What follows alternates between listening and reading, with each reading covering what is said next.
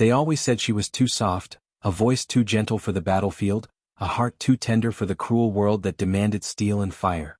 Even within her own unit, whispers passed like smoke whenever she turned her back. She heard them call her weak, naive, someone who would break the first time blood stained her hands. To them, she was a liability wrapped in fragile kindness, a soldier who would hesitate when the trigger needed to be pulled, a woman who would rather cradle the wounded than finish the fight. And though she never outwardly flinched at their words, deep inside she carried them like a secret wound, one that burned hotter than any bullet ever could. Her name was Alara, and she had not been born into war. She had grown up in a quiet farming village, where the most violent sound at night was the howl of wolves along the ridge. She was raised to tend the earth, to coax life from soil, to treat animals with care, to listen when elders spoke, and to sing to herself under the silver light of moons. But war came as it always does, sudden and merciless, swallowing villages and cities alike. By the time soldiers marched through her fields, she had already lost her parents and 2 younger brothers. Something in her cracked then, but instead of hardening into stone, it transformed into something subtler, like water, soft but relentless, gentle but impossible to stop. When she joined the resistance, her commanders didn't know what to make of her. She followed orders, trained harder than most, but her hands still shook after pulling the trigger on practice dummies. She tended to the injured after drills, stayed behind to clean the barracks, and treated even the coldest men with warmth.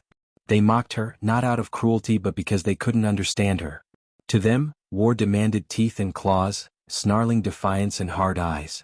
Alara's smile, quiet voice, and unyielding compassion seemed out of place among the hardened killers who called themselves freedom fighters. "Too soft," they whispered when she walked by. "She won't last a week." But softness does not mean weakness. The night that proved it began with fire. Their outpost had been betrayed, its coordinates sold to the enemy for blood money. Alara was on guard duty when the first shell landed, ripping through the quiet forest with a roar like the sky itself had split apart. Flames swallowed the barracks within moments. Men scrambled awake, some dying in their bunks before they could lift a rifle. The air filled with smoke and panic, and in the chaos, 12 enemy hunters slipped into their perimeter like shadows with knives. Alara's first instinct was not to fight, it was to save. She dragged 2 wounded comrades from the burning wreckage, coughing against the thick smoke, her skin blistering from the heat. When one of them begged her to leave him behind, she ignored him and pulled harder until he was clear of the flames. She might have kept rescuing had the first enemy soldier not stepped out of the smoke, rifle raised, mask gleaming with firelight. His hesitation saved her. He expected a soft girl to cower. Instead, she lunged forward, closing the distance before he could pull the trigger, and drove the barrel of her sidearm under his chin. The shot was muffled by his mask. He fell without a sound. Something changed in her then.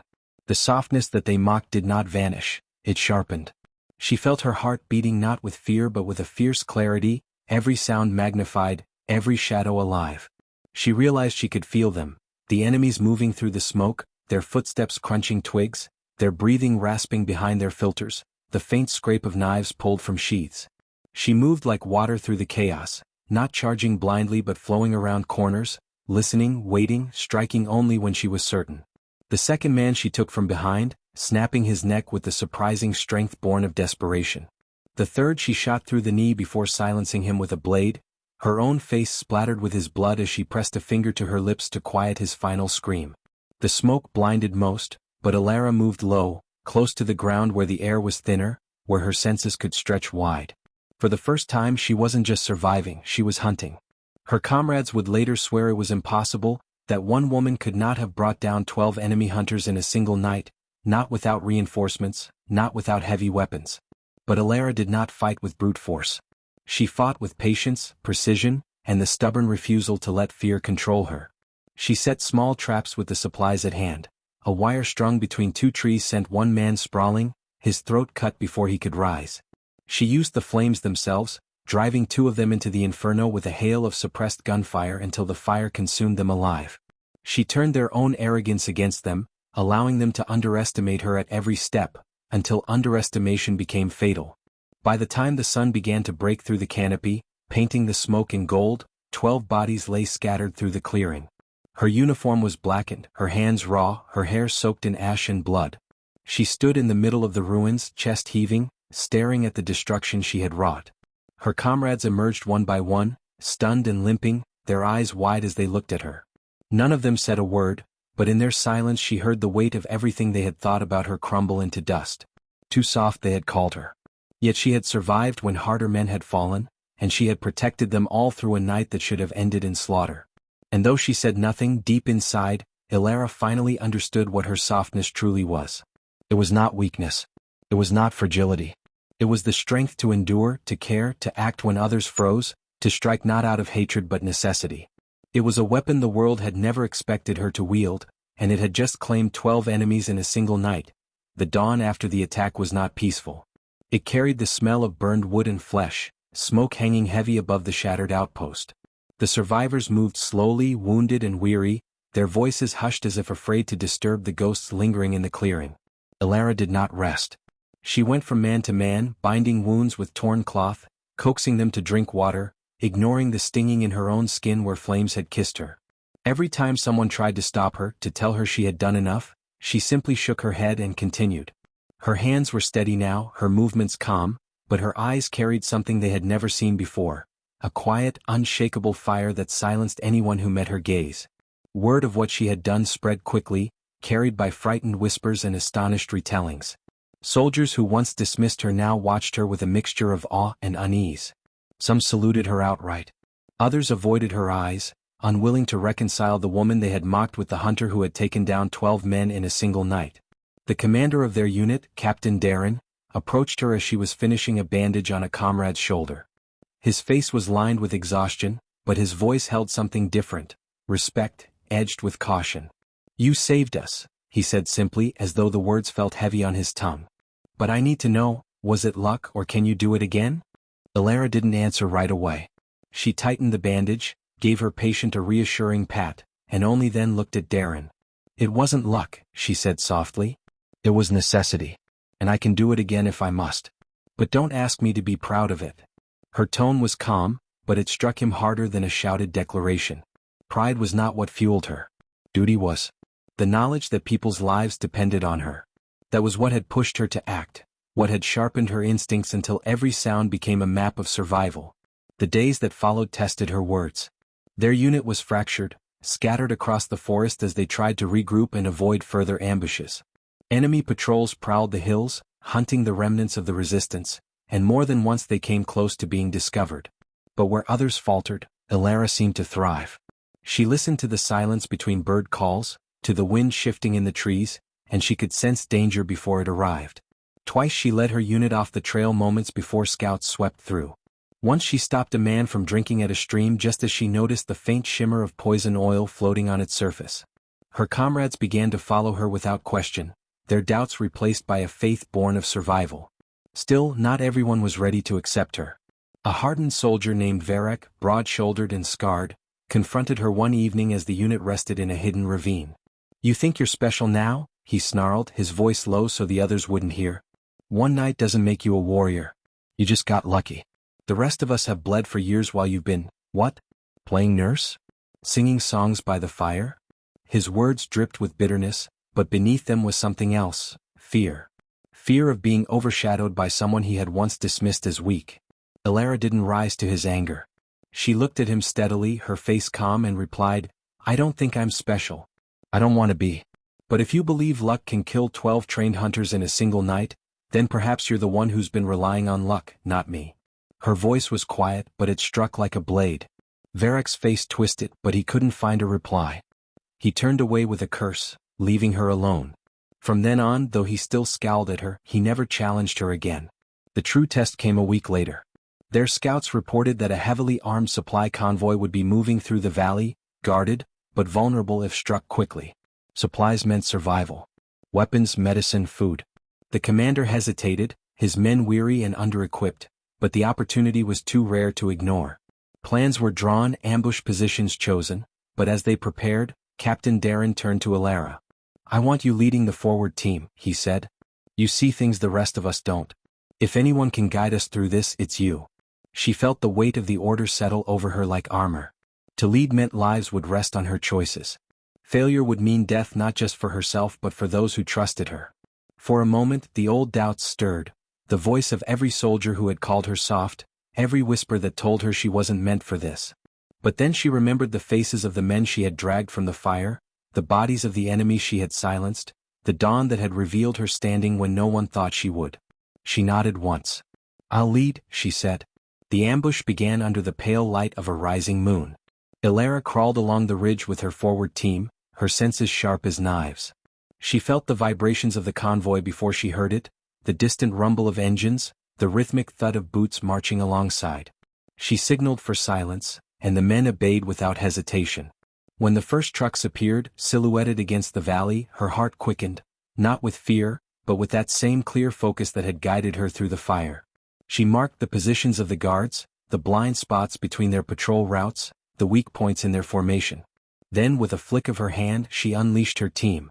The valley exploded into chaos. Gunfire cracked, shouts echoed, flames erupted from the first truck as a grenade found its mark. Ilara moved like a shadow among the rocks, her shots precise, her movements deliberate.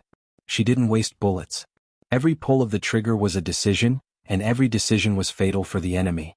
When one of her men was pinned by suppressing fire, she slipped down the slope, circled behind the shooters and silenced them before they knew she was there. Her team saw her not as the soft girl they once mocked, but as the calm center of the storm, a leader who made survival possible.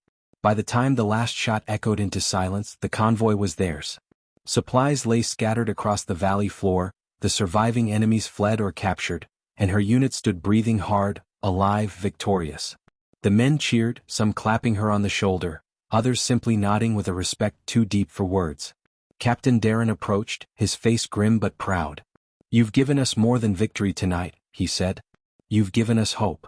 Ilara only lowered her weapon, her eyes scanning the horizon. She knew this was not the end. Every victory painted a larger target on their backs. More enemies would come, stronger, better prepared. But she also knew something else. She was ready for them. The night after the convoy raid was restless. The men feasted on captured rations, their laughter carrying through the valley like a brief return to life before war. But Ilara did not join them. She sat apart on a broken boulder, cleaning her rifle with steady hands, her eyes on the shadows stretching long under the flickering firelight. Victory had not brought her peace. It had only sharpened the weight pressing on her chest. She knew the enemy would not let such a defeat go unanswered. Convoys carried more than supplies, they carried pride, and pride demanded retaliation. Her instincts proved true. 2 days later, scouts reported increased patrols sweeping the forest, and then came the news none of them wanted to hear. The enemy had dispatched their black blades. These were no ordinary soldiers. The blades were hunters, elite killers trained to track resistance fighters across mountains, rivers, and forests, leaving nothing alive in their wake. Entire cells had been wiped out by them before, their names whispered in terror. To most, the arrival of the black blades meant one thing: death was near. Captain Darren gathered the unit, his voice grim as he laid out the truth. "They'll come at night. They always do. They strike fast, precise, and they don't leave survivors. We can't outrun them. Our only chance is to prepare, to turn their hunt into our trap." The men exchanged nervous glances, some clutching their weapons tighter, others muttering prayers under their breath. Ilara listened in silence, her jaw set. She had heard of the blades too, but fear did not take her as it did the others. She remembered the 12 hunters who had come before, their overconfidence shattered in the flames. These blades might be stronger, faster, but they were still flesh and blood. They could bleed. That evening, as the unit began fortifying their camp, Ilara walked the perimeter alone, studying every tree, every rock, every patch of undergrowth. She saw not just terrain but possibilities, shadows to hide in, branches to snap as warnings, ridges to channel sound. Her mind mapped the battlefield the way a farmer once mapped her fields, seeing where water would flow, where roots would spread, where harvest would thrive. War was no different. It was cultivation of survival. When darkness fell, silence settled heavy over the forest. Even the crickets stopped their song. The men waited, fingers trembling against triggers, every snap of a twig tightening their nerves. Ilara crouched low near the edge of the camp, her breathing steady, her ears straining. Then she heard it, faint, almost imperceptible, the whisper of steel sliding from a sheath, the brush of cloth against bark. They were here. She raised her hand and signaled just as the first shadow moved between the trees. Black-clad figures slipped into view, their movements fluid, their blades catching the moonlight. There were 6 of them, spreading out with lethal precision, each step silent as death. Ilara's heart pounded, but she did not hesitate. With a flick of her wrist, she hurled a stone into the brush on their flank. The blades froze, turning toward the sound, and in that heartbeat of distraction she fired. The shot tore through the night, striking one clean in the throat. Chaos erupted. Gunfire split the silence, shouts rising as the unit opened fire. The blades moved like phantoms, darting between trees, closing distance with terrifying speed. One leapt over the barricade, his curved blade flashing as he cut down a soldier before the man could scream. Ilara was already there, slamming her shoulder into him, the two of them tumbling across the dirt.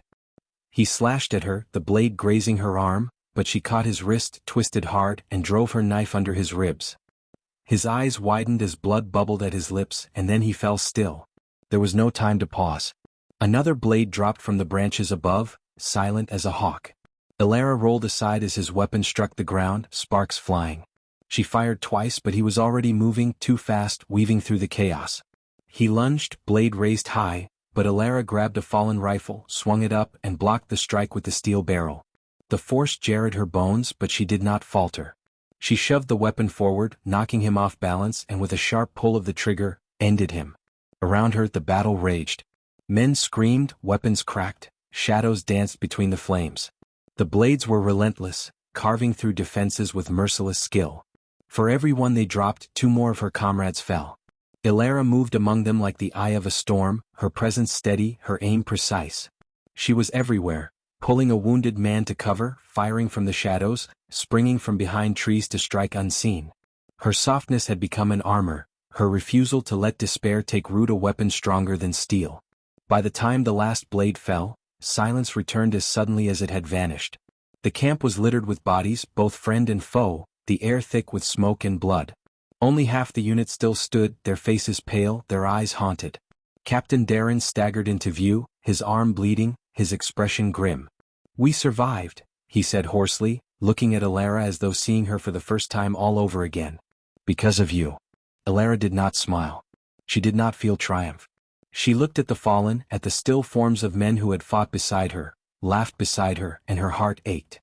Survival was not victory. It was only another day bought with blood. Yet as she turned her gaze to the forest beyond, she felt something settle deep inside her chest, a resolve unshakable. They would keep coming. Stronger enemies, darker nights. But she would not break. They had called her too soft. They would learn one by one what softness could endure, and how deadly it could become when cornered. The forest did not rest after the black blades fell. It carried the echoes of battle in its silence, as if the trees themselves had absorbed the screams and steel, whispering them back with every sway of their branches. For the survivors there was no time to grieve. They buried their dead quickly, shallow graves marked only with stones, prayers murmured through clenched teeth. Ilara knelt beside each one, her hands trembling as she covered their faces, whispering apologies to men who had once mocked her, men who now would never speak again.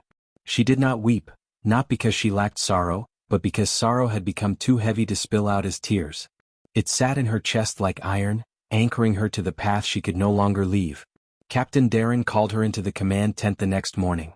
His face was pale, drawn thin by exhaustion, but his eyes held a hard resolve. "We can't stay here," he said bluntly. "The blades were only the beginning. Their command will send more, stronger forces. If we remain in these hills, they'll sweep through with fire and metal until nothing is left." He leaned closer, lowering his voice. "But there's a chance. Our scouts learned of a munitions depot 3 days north. If we take it, we cripple their supply line. We buy ourselves time. Maybe even shift the war." Ilara studied him in silence, her fingers resting on the edge of the map sprawled across the table. It was a suicide mission, she knew it instantly. The depot would be heavily guarded, layered with traps and patrols. Any direct assault would end in slaughter. Darren must have seen the doubt flicker in her eyes because his jaw tightened. "I won't order anyone to go," he said. "But if we do nothing, we die anyway. I need someone who can slip past their defenses, someone who sees more than the rest of us. Someone like you." The weight of his words pressed against her. Alone. He meant for her to go alone. The thought might have broken another, but Ilara only drew a slow breath. She remembered the flames of the outpost, the shadows of the black blades, the laughter of men now buried under stones. If her death could mean their survival, then it was not death at all, it was purpose. She nodded once, steady. "I'll go." Preparation took only hours. She carried little, a rifle with a silencer, a sidearm, 2 knives, ration packs, and a small pouch of herbs she had collected along the way. The others watched her as she set out, their faces heavy with unspoken words. Varric, the scarred soldier who had once spat doubt at her, stopped her before she left. His voice was rough, uncertain.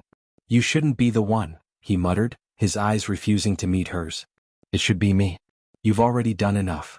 Ilara looked at him quietly. "It has to be me," she replied. "You still have a place here. They need you." And before he could argue, she slipped past him, her steps soft against the forest floor. The journey north was a test of endurance. The enemy's presence grew heavier with every mile, patrols combing the roads, watchtowers rising from ridges, drones humming overhead.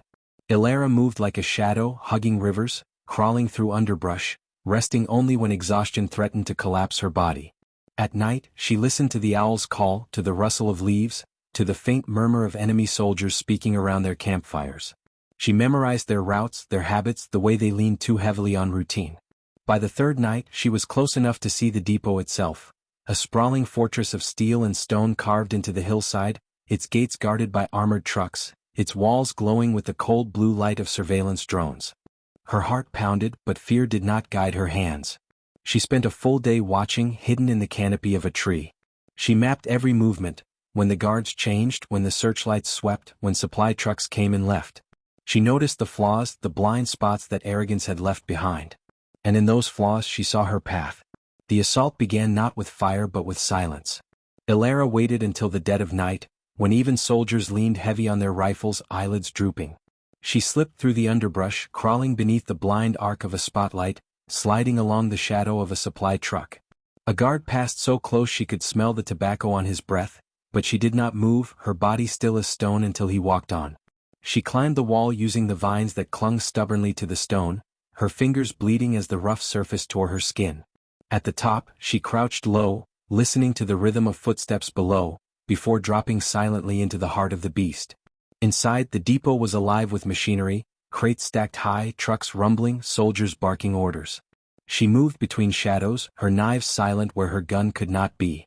2 guards fell before they even realized death had touched them. She slipped their keycards from their belts, their weapons from their hands, and used them as if they had always belonged to her. Each step brought her closer to the core, the fuel storage tanks at the center of the compound. Destroy them and the depot would fall. It was there, crouched between steel drums reeking of oil, that she planted the charges she had carried in her pack. Every click of metal echoed like thunder in her chest, but her hands did not falter.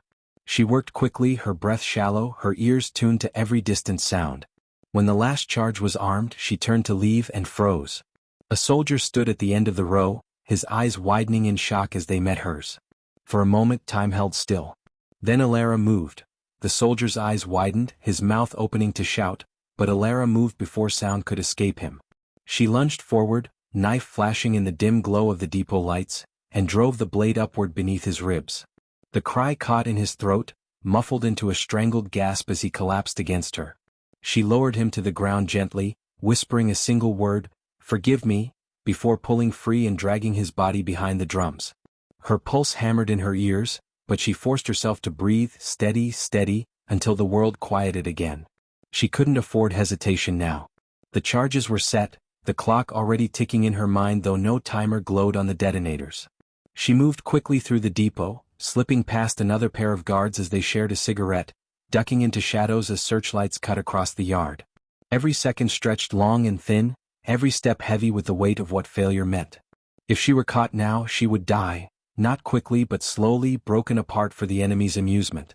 Worse, the depot would remain standing, its weapons fueling the slaughter of her people. That thought drove her harder than fear ever could.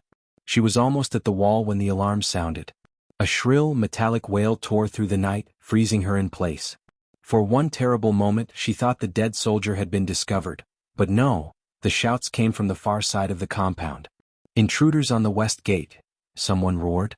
Floodlights flared, guards rushed toward the commotion, and Ilara pressed herself flat against the shadows. She didn't know who had caused the distraction, but she would not waste it. She scaled the wall quickly, hands raw and aching, and dropped into the dark beyond. The forest embraced her again, cool and quiet compared to the furnace of the depot. She sprinted low, weaving through the trees, her lungs burning with every breath. Behind her, the depot stirred with chaos, soldiers flooding the gates, searchlights sweeping wildly across the hills. She reached a ridge and crouched low, eyes fixed on the compound glowing like a wound in the earth. Her thumb hovered over the trigger of the detonator. For a heartbeat, she thought of the men inside, not monsters but soldiers like her, some barely older than boys, caught in a war they hadn't chosen. A part of her wanted to hesitate, to let mercy guide her hand. Then she remembered the graves beneath stone. She pressed the trigger. The night ripped apart with fire. The depot erupted in a bloom of orange and red, the explosion tearing through the steel drums, igniting fuel and ammunition. The shockwave rolled through the forest, knocking her to the ground, heat searing her face. Flames clawed at the sky, a tower of smoke rising into the stars. The roar drowned out everything, shouts, gunfire, the crash of collapsing walls, until only the fire spoke. Ilara watched with wide eyes, her chest tight, as the enemy's lifeline crumbled into ash. But her task was not finished. The blast would draw reinforcements, hunters scouring the forest for whoever had struck such a blow. She forced herself to her feet, ignoring the pain in her scraped palms and bleeding arm, and began the long trek south.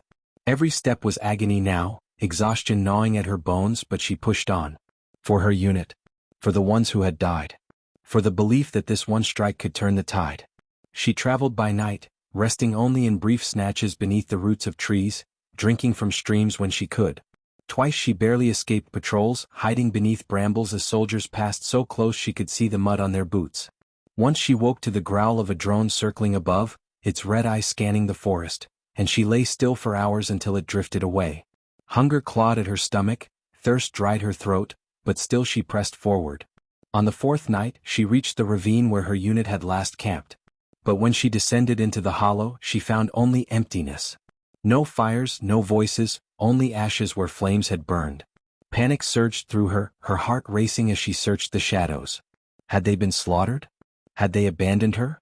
She stumbled across the ravine until her knees hit the dirt, despair threatening to crush her. Then a voice whispered from the dark. Ilara? She spun, rifle raised, only to see Varric stepping from the shadows, his scarred face pale with disbelief. Behind him, figures emerged, Captain Darren, two other men, one limping heavily. They were thinner, weaker, but alive. Relief crashed through her like a wave, her rifle clattering from her hands as she staggered forward. You're here, she whispered. You're alive. Darren clasped her shoulder, his eyes shining despite his exhaustion. We thought you were gone, he said. We heard the blast. We thought it had taken you too. I said it, she replied simply. The depot is gone. For a moment, silence fell, the men staring at her as if she had spoken a miracle. Then Varric let out a rough laugh, shaking his head. Too soft, he muttered, almost to himself. That's what we called you. Too soft. And you've done more than any of us ever dreamed. Ilara didn't smile. She only looked at the fire still burning on the horizon, her expression heavy with the weight of what she had done. Softness doesn't mean weakness, she said quietly. It means I feel every death. Even theirs. But I won't stop. Not while we still have breath. The men stood with her in silence, following her gaze toward the burning night. The depot was gone, the enemy wounded, but Ilara knew this was only one battle in a war far from over. The storm would come for them harder now, with vengeance in its teeth. Yet for the first time her comrades did not doubt her. They did not whisper about softness. They looked to her as if she were the steel holding them together. And as the flames licked the sky, Ilara swore silently to herself. No matter how many came, no matter how heavy the cost, she would not bend. She would endure. And those who thought softness could be broken would learn again how wrong they were. The fire on the horizon smoldered for days, its smoke staining the sky like a wound that refused to close. From the ridge where Ilara's small band sheltered, they could see the black plume rising endlessly, a signal to friend and foe alike that the depot was gone. To the resistance it was hope. To the enemy it was humiliation. And humiliation, Ilara knew, demanded blood. The survivors of her unit kept to the shadows, moving constantly through the wilderness, never staying in one place long enough for patrols to find them. But the enemy was relentless. Squads swept the hills, drones prowled the skies, and the sound of engines rumbled along the valleys. Twice they barely escaped, once by slipping into a cave as armored vehicles thundered past, another time by submerging themselves in a marsh while searchlights combed the reeds above. Fear hung over the men like smoke, thick and choking, but whenever their resolve began to crack, they turned their eyes to Ilara. She had become their compass, their anchor. Even Captain Darren, once their unshakable leader, now deferred to her in silence, watching her instincts guide them through danger. It was on the 7th night after the depot's fall that the storm finally came. They were resting in a gully, their fire extinguished, their bodies huddled together for warmth, when Alara's eyes snapped open. She had felt it before she had heard it. The unnatural stillness of the forest, the absence of night creatures, the way the wind itself seemed to hold its breath. Then came the faint crunch of boots, dozens of them, moving in a formation too disciplined to be scouts. She rose silently, shaking Darren awake, pressing a finger to her lips. The men stirred, fear flashing in their eyes as the sounds grew closer. Within moments, the enemy was upon them.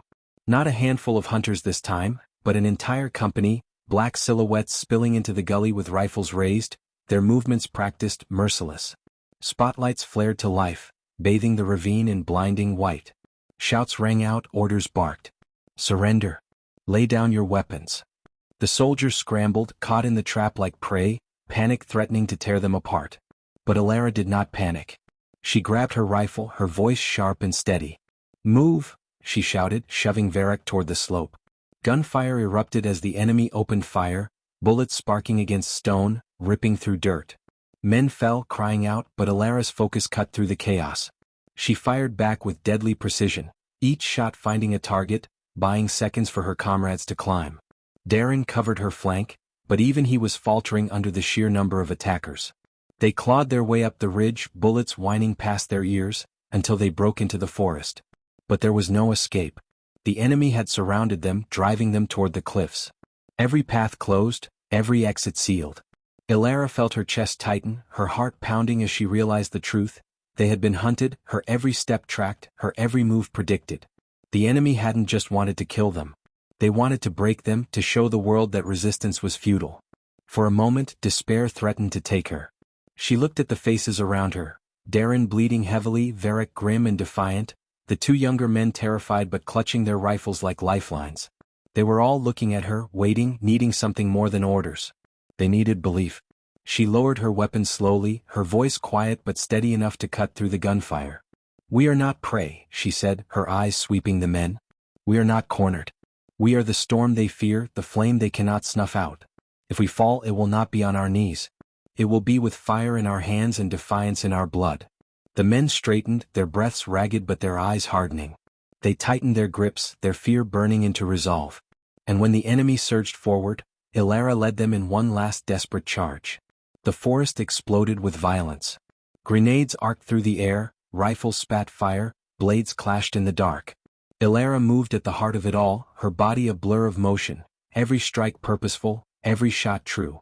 She fought not as a soldier but as something more primal, the embodiment of every wound, every loss, every whisper of too soft, that had once tried to chain her. She cut through the ranks like water through stone, relentless, unstoppable, her comrades rallying around her like sparks to a flame. But the enemy was vast, their numbers endless. One by one her brothers in arms fell, their cries piercing the night. Darren fought until his last bullet, then stood with his knife until a bayonet pierced his chest. Varric dragged two soldiers down with him before collapsing in a spray of blood. The younger men fought with desperate fury, but they too were swallowed by the tide. Soon, only Alara remained, her uniform torn, her body bleeding from a dozen wounds, her rifle empty. Surrounded, she stood tall, her knife dripping in her hand, her chest heaving with ragged breaths. The enemy circled her, their commander stepping forward, his face hidden behind a mask of steel. You're finished, he said coldly. Surrender, and I may grant you mercy. Alara met his gaze, her eyes burning. Softness does not surrender, she said, her voice steady despite the blood trickling from her lips. It endures. It breaks your blades. It buries your armies. You'll remember that long after I'm gone. With a cry, she lunged forward one last time, her blade flashing under the pale moon. The silence after battle was always the loudest. The forest lay in ruin, its trees splintered, its soil soaked with blood. Smoke drifted like ghosts through the shattered branches, carrying with it the acrid sting of gunpowder and fire. Where once there had been shouting, gunfire, and the clash of steel, now there was only the crackle of distant flames and the faint groans of the dying. Alara's body lay crumpled at the cliff's edge, her uniform torn, her skin pale, her knife still clutched in a bloodied hand. The commander's strike had sent her down, her last lunge falling short, But even as darkness closed in, she had felt the satisfaction of the fight. Not victory perhaps, but defiance. Defiance that burned brighter than any fire. The enemy soldiers moved through the clearing like carrion crows, counting bodies, stripping weapons, stamping out the last embers of resistance. When they reached Alara, one of them nudged her with a boot. "She's still breathing," he muttered. His commander approached, his masked face unreadable. He stood over her for a long moment, then gave a single curt nod. "Take her. Bind her. She will face judgment publicly. Let the people see what happens to those who defy us." And so, Alara was dragged away in chains. Days passed in a blur of pain and half-consciousness. She awoke in a prison cell carved into stone, her wrists shackled, her wounds bound crudely.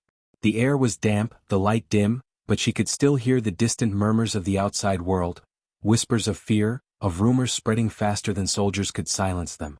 Word of the depot's destruction, of the skirmish in the forest, of the soft-hearted girl, who had stood against an army, was growing. The guards thought they were breaking her by parading her bruised form through the streets. Instead, the opposite happened. Wherever she was marched, people gathered, silent at first, then bold enough to meet her gaze. Old men lifted their heads. Children pointed, eyes wide with awe. Women whispered her name under their breath. Alara. The name carried not weakness anymore but fire. The enemy planned her execution as a spectacle. A public square, a stage, the commander himself presiding. They believed fear would quench the flame before it spread. But when the day came, the square overflowed with people. Farmers, laborers, even townsfolk who had once avoided trouble all pressed close, their eyes not on the soldiers but on the chained woman who stood straight despite her wounds. The commander's voice thundered across the square. "This is what becomes of traitors. This is the fate of the weak who believe themselves strong." He raised his hand and the executioner stepped forward. But before the blade could fall, a murmur rippled through the crowd. It grew, swelling like a tide, until the words became clear. They were chanting. Her name. Alara. Alara. The soldiers shifted uneasily, their rifles tightening in their hands. The commander barked orders, but the crowd did not quiet. Instead, they surged closer, their voices growing louder, bolder, until the very walls of the square seemed to shake. The soldiers raised their weapons, and then hesitated. Among them were conscripts, young men and women pressed into service against their will, and now they looked at the chained prisoner and at the thousands of voices shouting her name. Some lowered their rifles. Others dropped them entirely. The commander roared with fury, but the tide had turned. The spark had become a fire. In the chaos that followed, Alara was pulled from the stage. Rough hands cut her chains, but they were not enemy hands. They were the hands of her people, of those who had once whispered doubts but now shouted her name with pride. She staggered, weak but alive, her body barely able to stand, yet her presence alone seemed to strengthen the crowd. Soldiers fled or surrendered, the commander himself vanishing in the confusion. By nightfall, the square belonged not to the oppressors but to the people. Torches burned, banners rose, and for the first time in years, the sound of laughter echoed in the streets. And at the center of it all, Alara sat, wrapped in a cloak, her wounds tended, her voice quiet but steady. "This is not the end," she told them. "It is only the beginning. What we did in the shadows we will now do in the light. Together." The resistance was no longer just a handful of fighters in the woods. It had become a movement, an uprising carried in the hearts of thousands. And though Alara knew the battles ahead would be harder, bloodier, and longer than anything she had faced, she also knew one thing with absolute certainty. They had called her soft. They had called her weak. But it was that softness, that unyielding compassion, that refusal to abandon others, that quiet strength, that had toppled an army and lit the fire of rebellion. From that day forward, the world no longer remembered Alara as the girl mocked for her softness. They remembered her as the woman who made softness a weapon sharper than any blade, and as the symbol who taught them that even the gentlest flame, once kindled, could set an empire ablaze. And the fire did not die. The uprising did not end in the square that night. It was only the first step of something far larger, something no single commander, no occupying army, no wall of guns could stop once it began to spread. The people had risen, and with them, Alara became more than a survivor. She became the living banner of their cause. In the weeks that followed, towns that had once cowered in silence now raised their heads. Villages that had fed the enemy soldiers out of fear now refused, sending their crops instead to the hidden resistance camps that multiplied like sparks scattered across dry grass. And at the center of this whirlwind of change was Alara, carried from one stronghold to another, her voice steady, her presence a reminder that hope was not a distant dream but a living reality. The soldiers of the Empire still fought, of course. They burned homes, they hunted rebels, they tried to sever the rising tide at its root. But wherever they struck, they found not just fighters but entire communities who would no longer submit. Mothers hid weapons beneath their floorboards. Fathers dug trenches in the night. Children ran messages across forests and hills. The rebellion was not an army anymore, it was a nation, a heartbeat shared among the oppressed. Ilara, still recovering from her wounds, often lay awake in the quiet hours before dawn, staring at the canvas ceiling of whichever camp she rested in. She had not asked to lead. She had not dreamed of revolution. All she had wanted was to fight for those too afraid to fight for themselves. Yet now, her name was shouted in valleys, whispered in city streets, painted in symbols across walls. She felt the weight of it pressing down on her, heavy as armor. "Do they know I'm just a girl who was too stubborn to give up?" she asked one night, her voice low, almost guilty. Beside her, Mara, one of her closest companions who had escaped the square with her, shook her head. "No," Mara said, her eyes burning in the firelight. "They know you are the girl who refused to bow. And that is enough." As the rebellion grew, so too did the fury of the Empire. Reinforcements were called in from faraway garrisons. Whole battalions swept through the countryside in an effort to crush the fire. The commander who had once tried to execute her returned with vengeance, his forces striking swift and mercilessly. Villages burned. Innocents died. The people learned that freedom carried a price and it was paid in blood. But something had changed that no sword or rifle could undo. Each act of cruelty only deepened the people's resolve. Every death added fuel to the fire. And Ilara, though scarred and weary, became the voice that kept them moving forward. She spoke not of vengeance but of survival. Not of destruction but of rebuilding. "We are not fighting to hate," she told them. "We are fighting to live." Her words carried further than she imagined. Some enemy soldiers, worn down by endless orders to burn and kill, began to slip away under cover of night. A few even defected openly, laying down their weapons at Ilara's feet, asking to fight for the cause they had once been forced to crush. She welcomed them all. To the shock of her advisors, she showed no hesitation. "If they seek redemption," she said, "let us give them the chance. No one is born an oppressor, only taught to be one." That softness, the same softness her enemies had mocked, became her sharpest blade. Where others would have cast aside the defectors, Ilara forged them into allies. They brought with them knowledge of enemy movements, maps of supply routes, weaknesses in the Empire's armor. And because she had shown them mercy, they followed her with the kind of loyalty no commander could buy. The war stretched on. Victories were won, losses endured. But the people no longer fought as fragments scattered across the land. They fought as one. And in the center of it all was Ilara, scarred, weary but unyielding, her voice carrying across battlefields and villages alike. Years later, when the Empire finally crumbled, when its banners were torn down and its soldiers fled back to the ruins of their strongholds, Ilara stood in the capital square once more. This time she was not in chains. This time she stood with her people, their faces bright with tears and laughter, their voices raised not in fear but in triumph. And as she looked out over them, Ilara understood something deeper than victory. They had called her too soft, too gentle, too weak. But it had been that very softness, the refusal to let cruelty harden her, the courage to see humanity even in enemies, the stubborn belief that kindness could be strength, that had broken an empire and raised a nation from its knees. The world remembered her not as a soldier, nor even as a leader, but as a symbol. A reminder that strength does not always roar with fire and steel. Sometimes it whispers, quietly refusing to yield. And sometimes that whisper grows until it becomes a storm. Ilara smiled then, a soft smile, the kind she had always carried. She was still herself. And that was enough. The end.